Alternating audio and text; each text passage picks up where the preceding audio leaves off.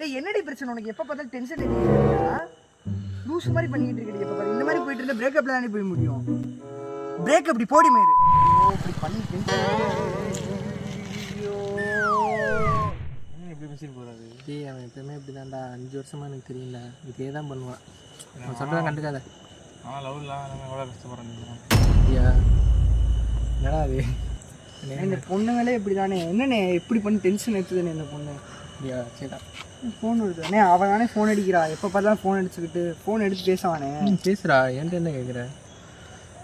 சொல்லு பேபி. என்ன பேபி? சரி பேபி. சரி ஓகே சாரியா?